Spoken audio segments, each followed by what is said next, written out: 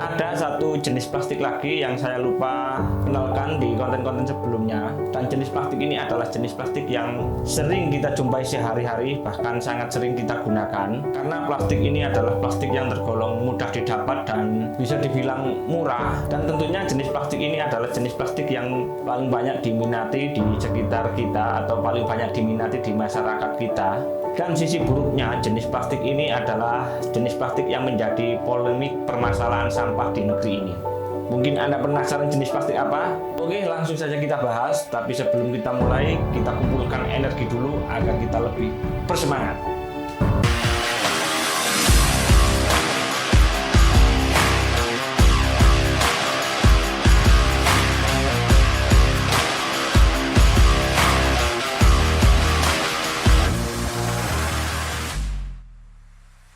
Assalamualaikum warahmatullahi wabarakatuh. Selamat datang di Flash Media, channel yang membahas tentang dunia daur ulang sampah plastik Indonesia. Saya akan memperkenalkan sebuah produk plastik yang saya kira perlu saya kenalkan kepada kawan-kawan di luar sana atau di luar dunia daur ulang sampah plastik, bahwa ada satu jenis plastik ini yang sering kita gunakan sehari-hari.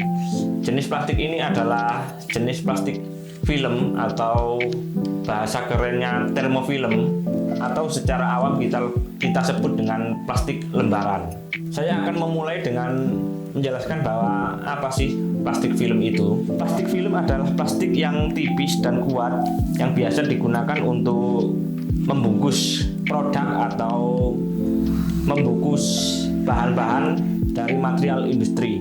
Karena plastik jenis ini itu dicetak dengan cara ditarik dengan kelenturan tertentu dan ketebalan tertentu, sehingga plastik ini atau produk plastik ini menghasilkan produk yang tipis dan kuat, tentu saja dengan harga yang sangat terjangkau. Di era-era modern ini, plastik ini sering kita gunakan sehari-hari untuk membungkus bahan atau membungkus produk. Biasanya disebut plastik kantongan, atau mungkin secara umum kita lebih mengenal plastik jenis ini adalah plastik dengan nama kantong kresek.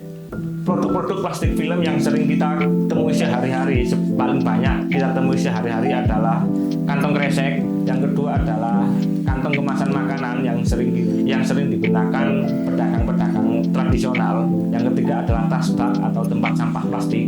Terus yang keempat adalah mulsa, dan yang kelima adalah karung plastik. Dan tentunya ada banyak jenis plastik film ini yang sebenarnya sering kita gunakan sehari-hari. Di dunia perplastikan, jenis plastik film ini berasal dari material PE dan PP secara umum ya.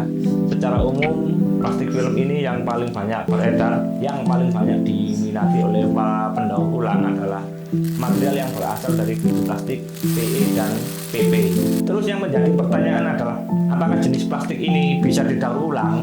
Telah kita ketahui bersama bahwa jenis plastik ini adalah jenis plastik yang paling banyak menyumbang sampah di sekitar kita, atau sampah yang terbuang dan tidak terdaur ulang. Sebenarnya tentu saja plastik jenis ini masih bisa didaur ulang kalau dikelola dengan baik dan benar.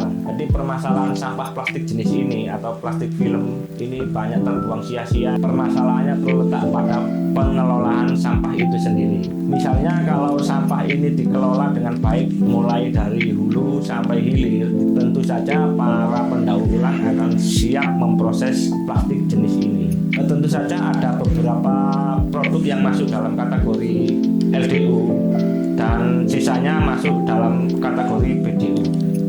Plastik yang masuk kategori LDU adalah plastik yang masih lembaran seperti ini dan tentunya masih bersih, itu sangat layak didaur ulang. Dan yang masuk dalam kategori BDU tentu saja sering kita jumpai sehari-hari dan menjadi permasalahan sampai saat ini adalah kantong kresek. Kantong kresek ini sangat susah didaur ulang karena memang dia itu sangat tipis dan kotor. Kalau didaur ulang memerlukan biaya yang lumayan tinggi. Dan kesimpulannya adalah plastik film adalah plastik lembaran. Plastik film ini diproduksi dengan cara ditarik dengan kelenturan tertentu dan dengan ketebalan tertentu sehingga menghasilkan produk yang tipis dan kuat. Itulah yang dinamakan plastik film atau plastik lembaran.